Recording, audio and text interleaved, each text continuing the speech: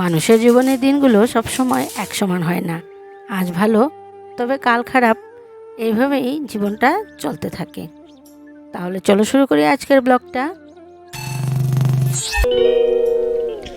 Hello বন্ধুরা, আমি কণিকা, শিলচর আসাম থেকে।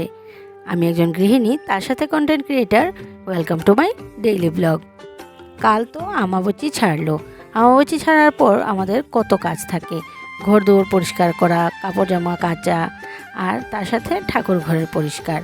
আর সকালে ঘরের যাবতীয় কাজকর্মগুলো শেষ করে, মানে বাসন মাজা, ঘর মোছা, ঘর ঝাড় দেওয়া, বাইরের সিঁড়িটা ঝাড়ু দেওয়া, সবগুলো কাজকর্ম সেরে আর আমি স্নান করে নিলাম। আমি আমার হাজব্যান্ডকে বলেছিলাম যে আমি 8টার সময় ঠাকুর ঘরে ঢুকে যাব, তারপর যেতে হবে আবার মেয়েদের স্কুলে, কারণ ওদের আজকে ফার্স্ট ইউনিট টেস্ট যে এক্সাম হয়েছিল সেটার রেজাল্ট দেবে। তাই আমাকে তো যেতেই হবে 11টার ভেতরে। তাই ভেবেছিলাম 8টার ভেতরে আমি ঠাকুর ঘরে ঢুকে যাব, কিন্তু এত কাজ আমি 8টার ভেতরে ঢুকতেই পারিনি, বেঁচে গেছিলো 9টা। আর এদিকে ঠাকুর ঘরে দেখতে পাচ্ছ সবগুলো জিনিসপত্র পরিষ্কার করে বাসন টাসন মেজে আমি পুজো দিতে দিতে বেজে গেল 11টা। এখন বেরিয়ে দেখছি যে আমার স্কুলে যাওয়ার সময় লেট হয়ে যাচ্ছে, তাই তাড়াতাড়ি করে আমি রেডি হয়ে নিলাম। রেডি হয়ে আমি চলে গেলাম স্কুলে।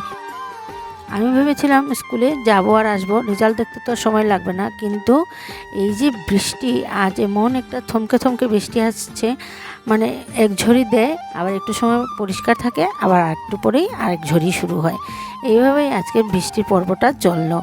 যাই হোক, এবার আমি স্কুল থেকে রেজাল্ট নিয়ে ওদের ফিরে আসছি। ওদের রেজাল্ট মোটামুটি ভালোই হয়েছে। রেজাল্ট আনার একটা টেনশন ছিল, আজকে আমার বড় কাজটা হয়ে গেছে। কিন্তু এখন বেঁচে গেছে 12:30। মেয়েদের এক্সট্রা ক্লাসের জন্য আমাকে বেরোতে হবে আবার 2টোর সময়। এখন দেখছি 1:30টার ভিতরে, মানে মোটামুটি 1 ঘন্টা আমার হাতে টাইম আছে। তারপর তো আবার রেডি হতে হবে, মেয়েদের খাওয়াতে হবে। আমি কি রান্না করব, আমার মাথায় তো কিছু ঘুরছিলই না। একদিন হলে 5 তরকারি আর একদিন হলে 1 তরকারি। আজ তো আর কিছুই রান্না করতে পারবো না। তখন আমি ভাবলাম যে পনিরের সাথে যদি একটু আলাদা করে বানাই, একটু পাঁপড় টাপড় দিয়ে বানাই, তাহলে মনে হয় একটু ভালো লাগবে। এদিকে আমি একটা মশলা রেডি করে নিচ্ছি। হলুদ গুঁড়ো, শুকনো লঙ্কার গুঁড়ো, ধনে গুঁড়ো, জিরে গুঁড়ো আর একটু জল দিয়ে ভিজিয়ে রাখছি। আর এদিকে কড়াইতে আমি তেল দিয়ে সাদা জিরে ফোড়ন দিয়ে আলু ডুমো ডুমো করে কেটে হলুদ নুন দিয়ে সাঁতলে নিলাম। আলুটা মোটামুটি সাঁতলানো হয়ে গেছে, গুলে রাখা মশলাগুলো দিয়ে দিলাম। মশলাগুলো সাঁতলানোর পর আমি দিয়ে দিলাম এবার পনিরের সাথে আবার একটু আমি সাঁতলাবো, তাহলে পনিরের ভেতরে এই ঝাল তেল মশলাটা ঢুকবে।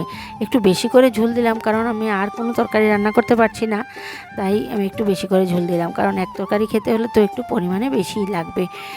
এদিকে আমি আমার হাজব্যান্ডকে ফোন করে বললাম যে আমি কিন্তু বেরিয়ে যাব 2টোর সময়, তুমি আসলে খেয়ে যেতে পারো। আমার হাজব্যান্ড বললো তুমি বেরিয়ে যাও, আমি একটু পরে আসবো, এত তাড়াতাড়ি আসতে পারবো না। এবার তরকারি আলুটা সেদ্ধ হয়ে গেছে আর ঝোলটাও ফুটে এসেছে, তাই এবার পাঁপড়টাকে দিয়ে দিলাম। আর তার সাথে দিয়েছিলাম 2-3টে এলাচ, মানে আস্ত এলাচ থেতো করে আমি দিয়ে দিয়েছিলাম গরম মশলার বদলে। গরম মশলা থাকলে তো খুবই ভালো হতো। আর এইদিকে এবার আমি মেয়েদেরকে খাওয়ার জন্য দিয়ে দিচ্ছি দুপুরের লাঞ্চ। আর আমিও নিয়ে নিচ্ছি একটা পাত্রেই, কারণ দেখতে পাচ্ছ এক এক দিন খুব সুন্দর করে সাজিয়ে খাওয়া হয়, আর একদিন খাওয়ার কোনো সময়ই নেই। তাই তাড়াহুড়ো করে যা মানে খেতে পারলাম এটাই ভালো। আজ তো আর রান্না করার একদমই সময় ছিল না, তাই বলছিলাম যে এক একটা দিন মানুষের এক এক রকম যায়। একদিন সময় পেয়ে 2-3 তরকারি রান্না করে সুন্দর করে সাজিয়ে গুজিয়ে খেতে পারি, আর একদিন হলে খাওয়ার কোনো সময়ই নেই।